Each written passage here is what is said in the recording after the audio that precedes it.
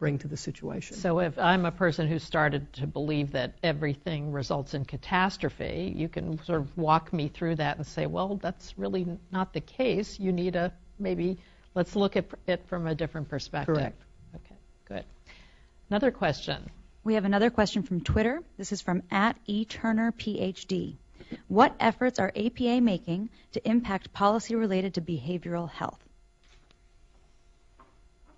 You want me? Okay. I'll be glad to start. We have a very active healthcare reform team at the American Psychological Association that involves a lot of senior staff, including Dr. Anderson, where we coordinate across all parts of APA around a variety of issues related to healthcare, from integrated care to reducing health disparities to concerns about particular populations of high-risk patients, like patients with HIV and AIDS, persons with lesbian, gay, bisexual, and kinds of concerns. So we have a very integrated kind of approach. I think with a really strong team, we do a lot of government relations work with a lot of different departments, not only on the Hill, but also with some agencies. We have a strong science government relations department that advocates for research and appropriate funding for the kinds of behavioral health kinds of research that need to be done to help improve the system.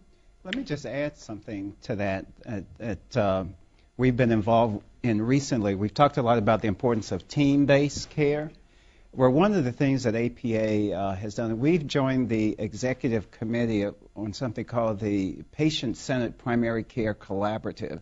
This is an organization where all the key players in healthcare come together to help shape the new healthcare system.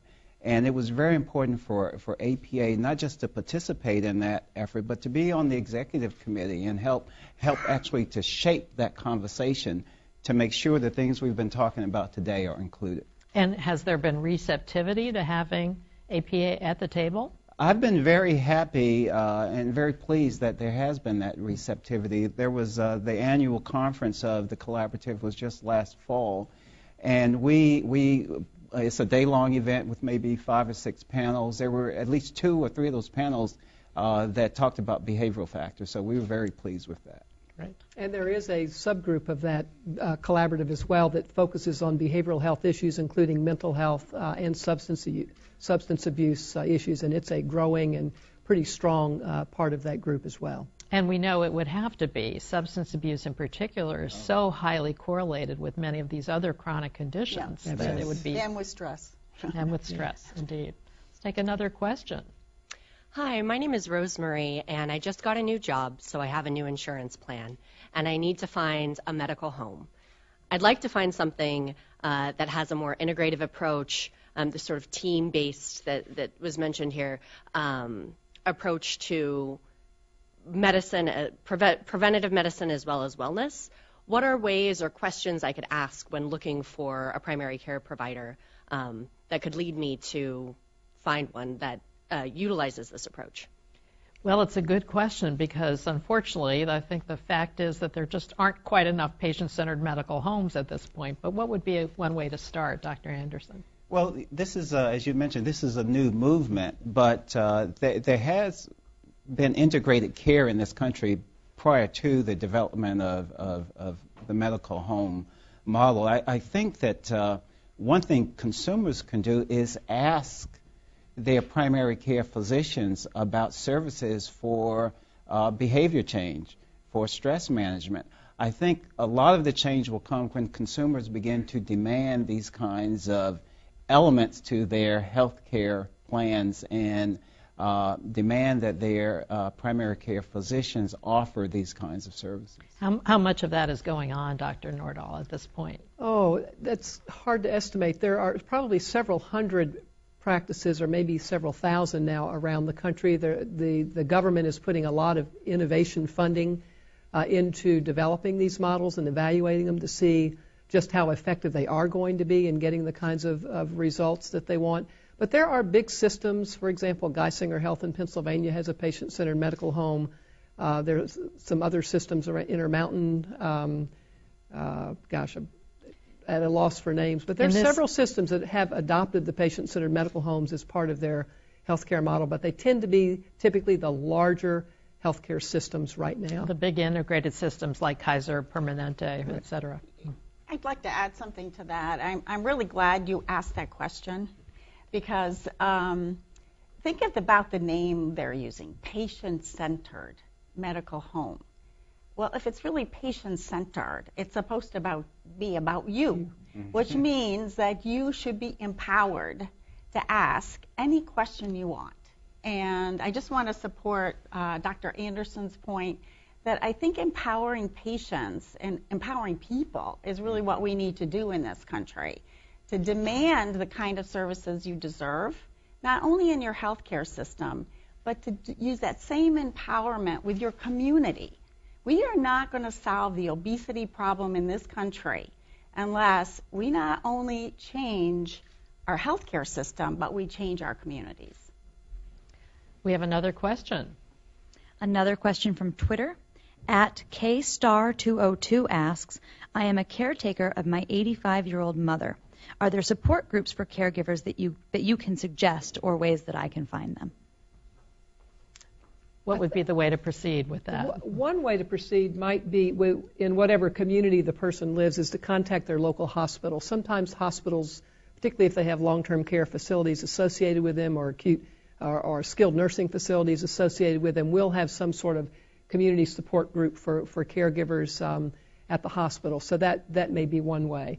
And there are oftentimes in communities senior centers that may be United Way funded, another example of a community-based kind of program that may offer respite care, for example. They may have drop-in centers where you can take your elderly parent to spend the day or several hours during the day, and they oftentimes will also have support groups there for caregivers. So those would be two good places for any place in your community that has senior services, be it hospital-based or community-based services, And maybe like. As, for example, an area agency on aging could be helpful with referrals, and the National Family Caregivers Association probably could provide support as well. Actually, on our website, we have some resources for family caregivers at apa.org.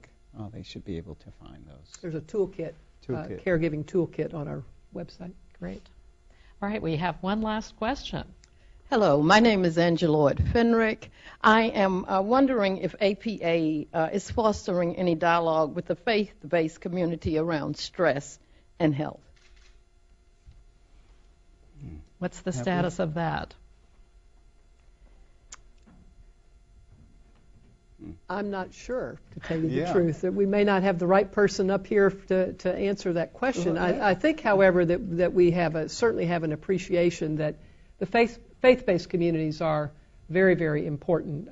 I came here from Mississippi, and faith-based communities were very important there. They were a very important part of the community support system, and they oftentimes were the first group. We had a community pastoral council. They were the first group one of the first groups that we activated when there were disasters in the area, for example. So they are a critical part of reaching people, maybe more so in some parts of the country than others. We can certainly get someone from one of our directorates in touch if you'll speak with me when we wrap up and see what we can find, if we can find out more information for you about that. Could I add something to that? Yes. Although I'd like to add something sort of to the larger psychology community is very interested in faith-based communities for several reasons. The first is that for a very large part of our population, prayer is a coping mechanism for managing stress, an important one. But secondly, for many of these healthcare concerns that we have, obesity, diabetes, honestly, the churches are where we do a lot of our best work. It's sort of another community-based approach to the chronic illness, obesity epidemic our country is facing. Well, to wrap up, next year APA will carry out the survey yet again.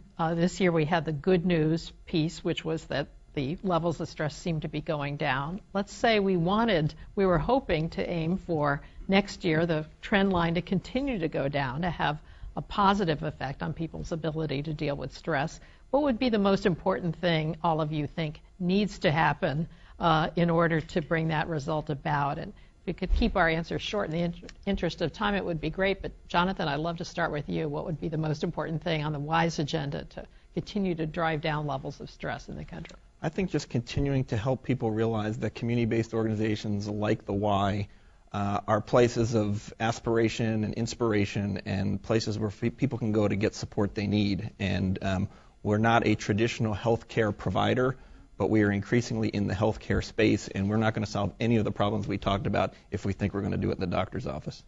Dr. Nordahl? I think continuing to educate the public, as we certainly try to do through our public education campaign activities, to get people to get it and understand, and you have to have a recognition that stress is killing you in many cases before people are really willing to step up to the plate and do what they need to do. So public education for sure.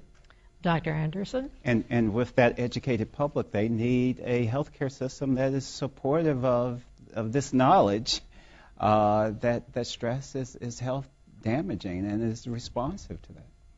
Last word to you, Dr. Johnson.